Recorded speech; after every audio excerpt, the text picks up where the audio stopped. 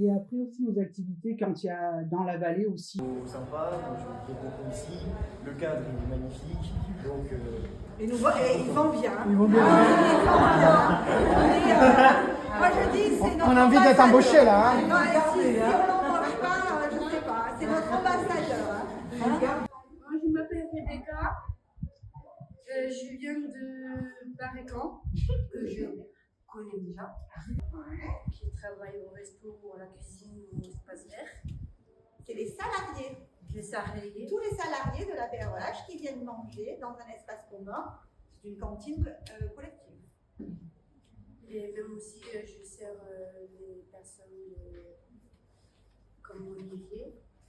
Qui c'est Olivier? Le directeur. Est-ce qu'ils savent qui c'est Olivier? Le directeur. Le directeur. Voilà.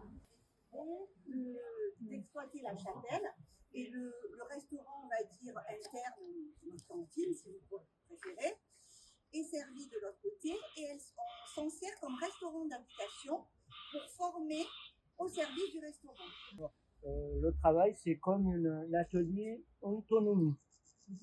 Sauf qu'on a quand même le chef d'équipe qui est à côté, qui vient de temps en temps nous voir comment ça se passe. C'est par les chantiers, généralement on est sur 3 localités différentes.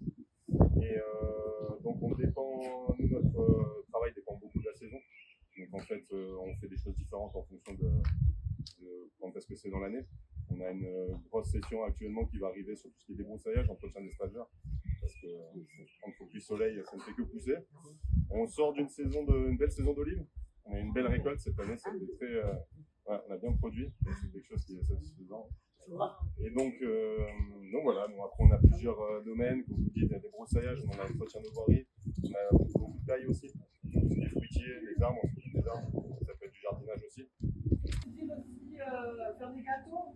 On a fait même Oui, ça on pour les mariages. Oui, on a déjà fait des gâteaux pour les mariages aussi. On fait les mariages aussi. Un mariage, c'est déjà avec vous après. Ouais, ça fait combien de temps que vous venez? Ça fait 7 ans. 7 ans. Alors on est en moyenne entre 3, 7, ça fait 2 ans. C'est ça, ouais, 2 ans. Alors, si ça fait 7 ans qu'il est assez discipliné, si ça fait 3 ans, 2 ans assez discipliné aussi. Alors l'ambiance est bien. L'hôtel, en fait, c'est 24 chambres. 24 chambres. Voilà. Jérémy, qu'est-ce qu'on fait dans une chambre? Super. La salle de bain, Super. la poussière, la sapinière. Quelque chose d'autre aussi, avant de laver. La poussière. Non. La salle de bain. Les draps. Les draps. Il faut lever tous les draps et les jardins. On remercie vraiment tout le monde d'être venu et à la masse et au prieuré.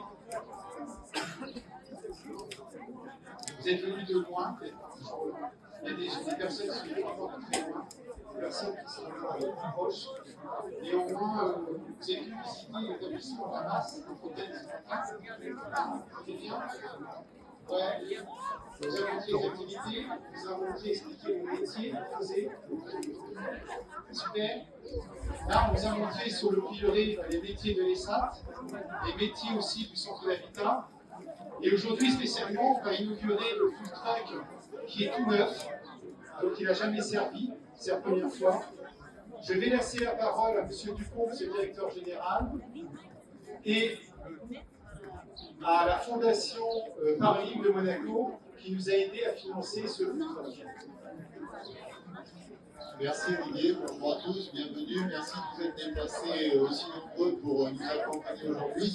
C'est un jour important, un jour de visite où vous avez pu, pour certains d'entre vous, voir aussi la masse de la brune. C'est effectivement un pôle gestionnaire global à PREH. Et donc nous sommes ravis que vous soyez présents parmi nous pour cette journée, je dirais, inaugurative et commémorative, en fait à la fois l'inauguration et c'est aussi une journée représentative porte ouverte. Donc ce food truck, c'est un partenariat avec une fondation, la Fondation Paris de Monaco. Merci à vous.